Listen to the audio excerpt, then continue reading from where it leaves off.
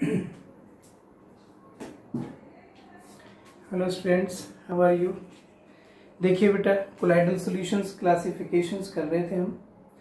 Colloidal solutions के classification में अब नेक्स्ट क्लासिफिकेशन है based on the type of the particles of dispersed phase. अभी आपने इसके दो क्लासिफिकेशन किए, एक तो किया based on the different states of the dispersed phase and dispersion medium, दूसरा किया आपने इंट्रैक्शन फोर्सेस के बेसिस पर, जो हमने दो टाइप्स किए थे, लायोफिलिक एंड लायोफोबिक, और तीसरा है बेटा based on the type of the particles of dispersed phase, मतलब हम किस टाइप का डिस्पर्स्ड फेज पार्टिकल यूज कर रहे हैं to add in the dispersion medium to get a resulting colloidal solution. Basically on this type, on the basis of this one, colloidal solutions can be classified as multimolecular, macromolecular and associated और aggregated colloids. Three types हैं। Multimolecular, multi multi का मतलब है बहुत सारे numbers, मोलिक्यूलर्स का मतलब है बहुत सारे मॉलिक्यूल्स, मतलब मल्टी मोलिक्यूलर का मतलब जहां बहुत सारे मॉलिक्यूल्स इकट्ठे हों और इकट्ठे होकर के फिर कोलाइडल रेंज का साइज का पार्टिकल्स बना दें, then it becomes a multi molecular colloidal solution. Definitely इस टाइप के सॉल्यूशन में जो हम सब्सटेंस यूज करेंगे उसके खुद की इंडिविजुअल पार्टिकल साइज बहुत स्मॉल होगी।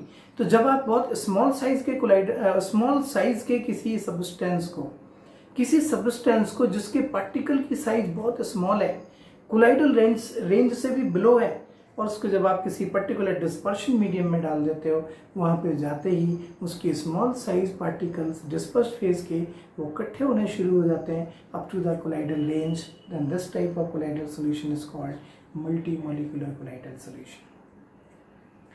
मैक्रोमोलिकुलर कोलाइड्स, मैक्रोमोलिकुलर कोलाइड में क्या होगा, इसमें आपके पास जो सब्सटेंस होंगे वो ऑलरेडी एज ए मैक्रोमोलिक्यूल्स होंगे, मतलब उनके पार्टिकल की साइज ऑलरेडी बहुत ज्यादा होगी, कोलाइडल रेंज से भी ज्यादा होगी।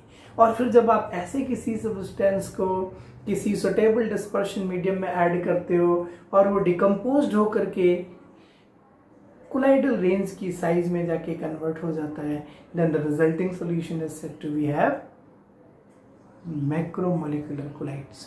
देखिए, multimolecular colloids are what, when on dispersion of the substances in the dispersion medium, a large number of atoms or molecules aggregate together to form the species having the size of colloidal particle range।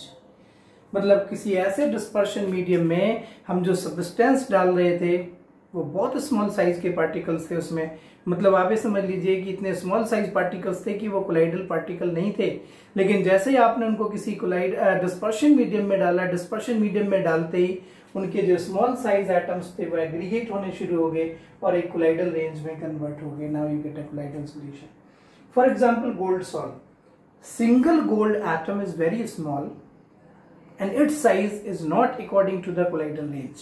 Colloidal range should be the size ranging between 10 angstrom to 10,000 angstrom. Okay, so gold atom size is very small, but when gold atom is added to the dispersion medium like in water, a small size of gold atoms start aggregating. Gold atoms start aggregating by metallic forces or by some other forces up to the range of the size of the dispersed phase particles as the colloidal particles. Then the resulting solution becomes as a gold salt as a colloidal solution.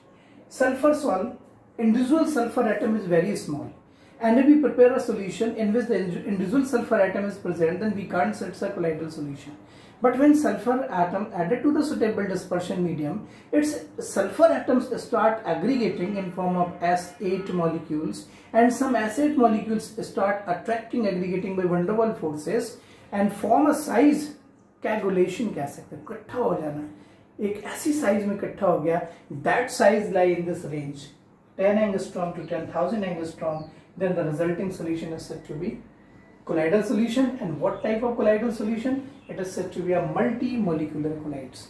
Multi-molecular colloid means छोटे छोटे atoms इकट्ठे होकर के collide range में जाके convert हो गए। Just opposite macromolecular, इसमें जो सब्सटेंस थे वो पहले से ही बहुत बड़े साइज के थे, लेकिन जैसे ही आपने किसी सुटेबल डिस्पर्शन मीडियम में इनको ऐड करा, ये बड़े साइज के जो एटम्स थे, बड़े साइज के दो सब्सटेंसेस थे, ठीक है, macromolecules they, start decomposing to the smaller ones up to this colloidal range. The resulting solution is said to be macromolecular colloids. Macromolecules like starch, nylon, cellulose, proteins, enzymes, gelatin, synthetic rubber, polythene, all these are the macromolecules, usually polymers. Their size is very greater than the colloidal range, but when these are added to the suitable dispersion medium, these are decomposing or disintegrating to the colloidal range when we add in the suitable dispersion medium. मतलब अगर बड़े size की चीजों को colloidal solution में convert करते हो तो मैक्रोमोलिक्यूल्स हैं, छोटे साइज की चीजों को इकट्ठा करके कोलाइडल में कन्वर्ट करते हो तो वो मल्टीमोलिकुलर कोलाइड्स हैं. So when certain substances having big size, that is the macromolecules, are dissolved in a suitable liquid, then they form a solution having dispersed phase particles in the colloidal range. These are called macromolecular colloids. And what are associated and aggregated colloids? These are very important. This is also known as micellization. इसमें भी क्या होता है बेटा, छोटे size के particles इकट्ठे होते हैं, लेकिन उसके लिए कंडीशंस होती हैं, एक definite concentration, definite temperature. Micellization, that is based on the mechanism of the cleaning action of soap. So I will discuss this one in the separate video.